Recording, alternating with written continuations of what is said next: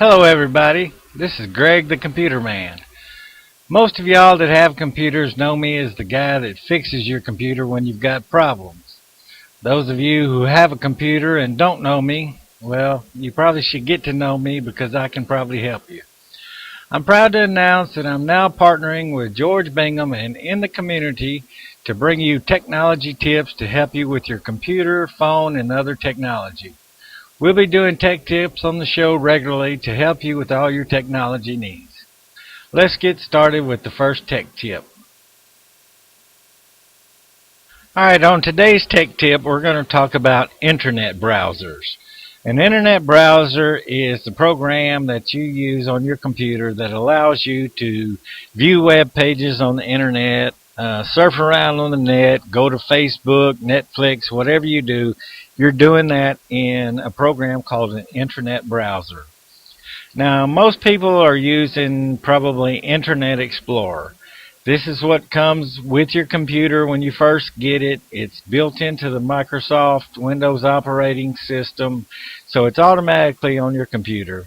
If you're fortunate enough to buy a computer with an alternative browser, hopefully you're using that rather than Internet Explorer. And that's what we're going to talk about today is alternatives to Internet Explorer. If you're not already using an alternative browser, please pay attention because I'm going to teach you something about using alternatives and why you should use them. One of the good reasons to use an alternative to Internet Explorer is that Internet Explorer is probably one of the least safe of the internet browsers that are out there. You're probably more likely to get a virus or something bad on your computer if you're using Internet Explorer.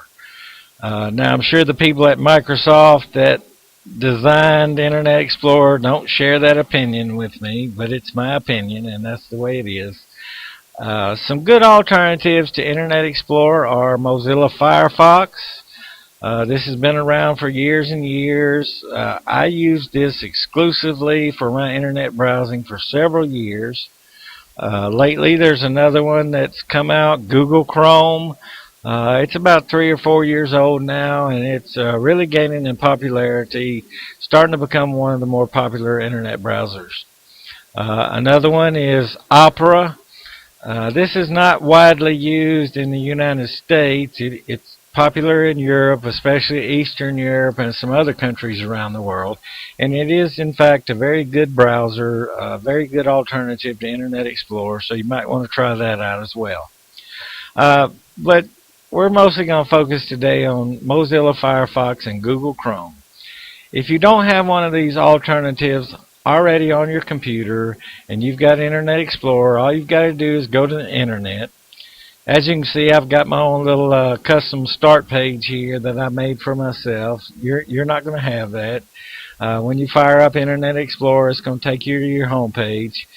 If you want to install Google Chrome, go to google.com. It may already be your home page. If not, it's a good page to have for your home page because you can go to any site on the Internet straight from this page. But once you pull up Google, you'll see over here a little box and a little button that says Install Google Chrome. Well, you just click on that button, follow the steps, and then you'll have Google Chrome as an alternative browser on your computer system that you can use in place of Internet Explorer. For Mozilla Firefox, we're going to go to mozilla.com.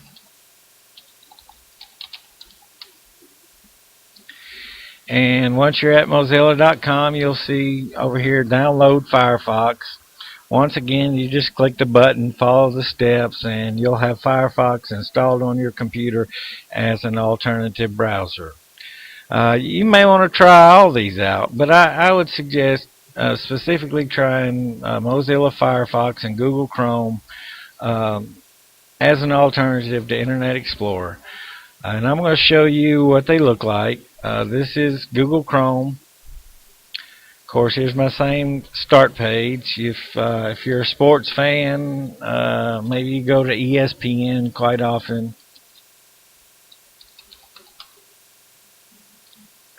And it really looks pretty much the same as it would look in Internet Explorer. There's not much difference. the functionality of the browser, going to websites, you're not going to notice much difference. It's going to be a little bit different up here along the top, different buttons, different things. Might take you a little bit of time to get used to, but pretty much it's going to be the same experience except for a little bit better. Same thing with Mozilla Firefox. We'll go again to ESPN. Looks pretty much the same. Maybe a little different up here at the top of the page. I've got a little extra bar here that you're probably not going to have. But this is indeed a good alternative to Internet Explorer. Now I'm going to talk to you about another good reason to use an alternative browser, and that's because with an alternative browser you can use what is called plugins or extensions, add-ins, add-ons. There's various different names for them, but what it is something that you can add to your internet browser that gives you a little bit more functionality in the browser, and you can customize it to do things the way you want it to do. I'm going to specifically talk today about one browser extension which is called AdBlock. So if I'm in Google Chrome, and once again you can't do this with Internet Explorer, but you can do this with Chrome or Firefox or most of the other alternative browsers.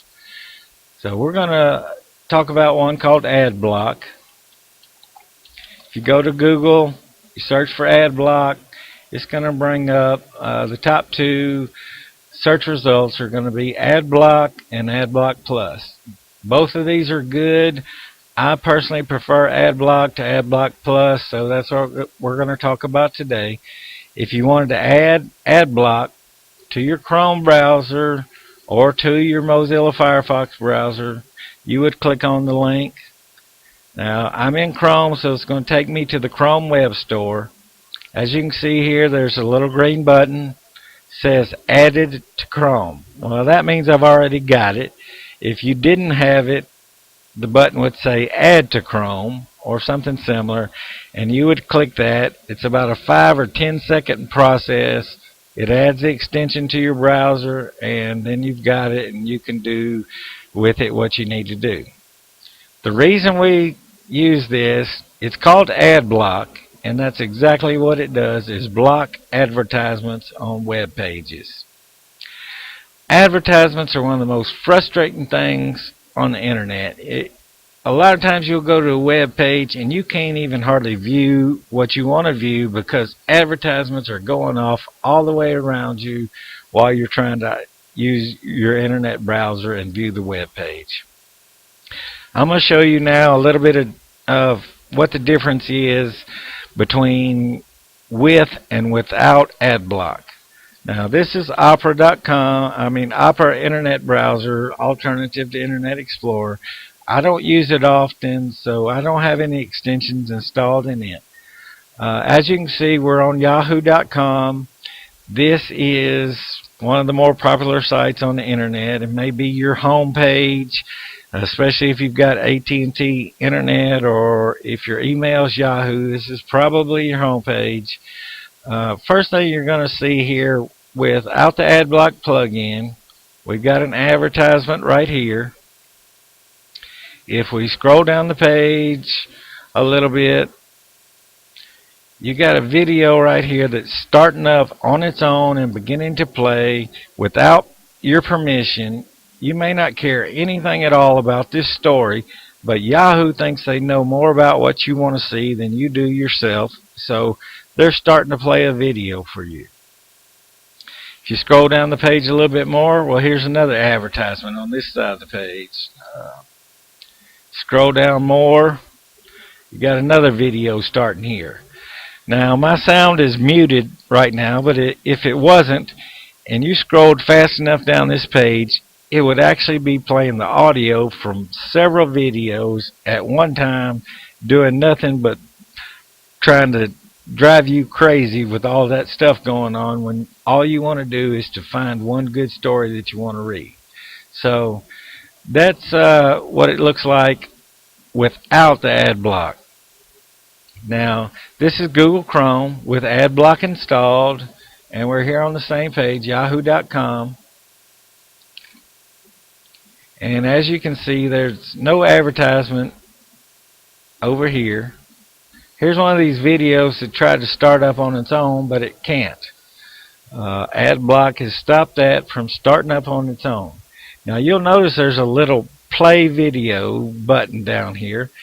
If this is a story that I'm interested in and I want to see the video, it's not totally blocking it from me. All I've got to do is click play video and it'll play it and I can view it. It's just not going to automatically start. There's another one. AdBlock is stopping it from doing its thing. And I'm going to show you on another page as well.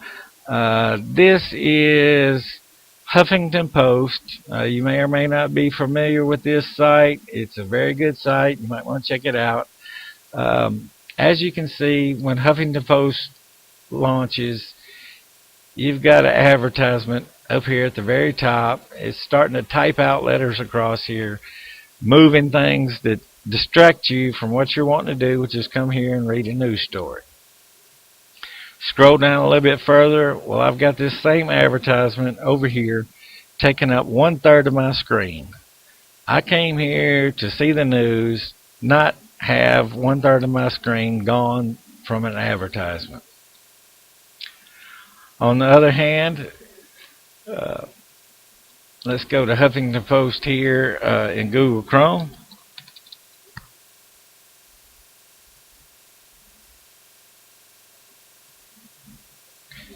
And as you can see, there's no advertisement up here at the top of the page because I've got AdBlock installed.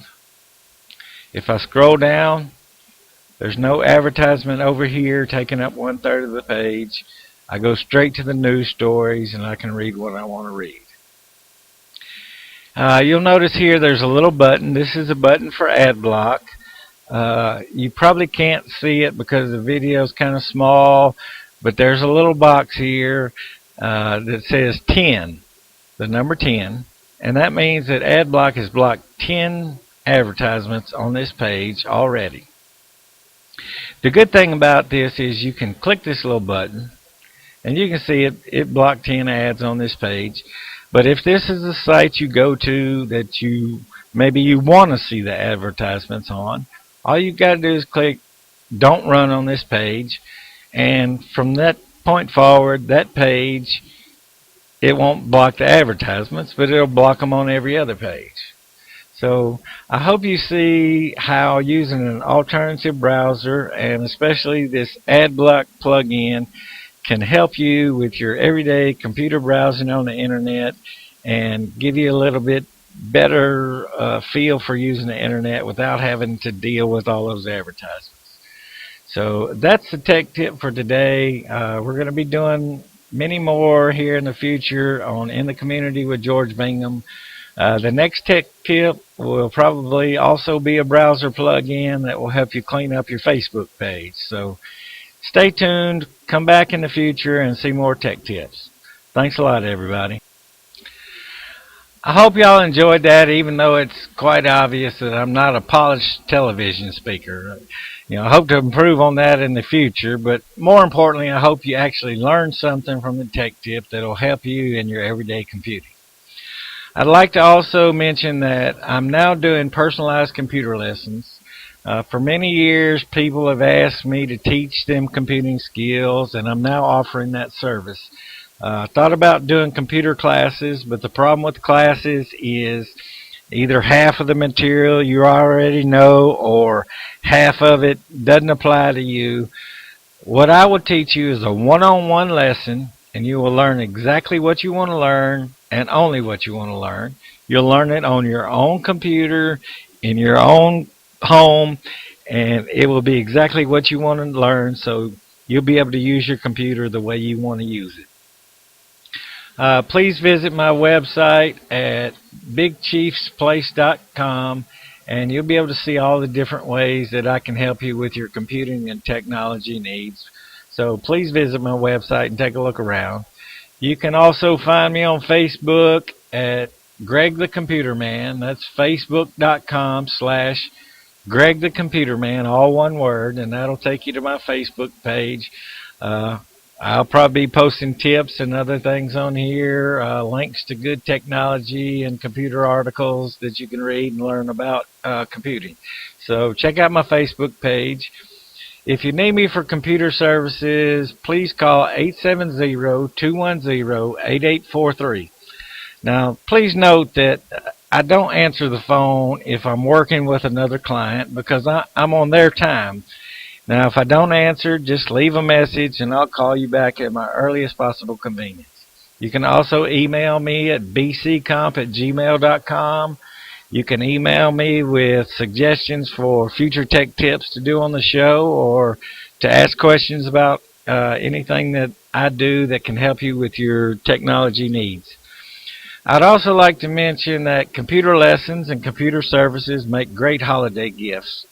Are you tired of doing tech support for mom and dad, other family members or friends?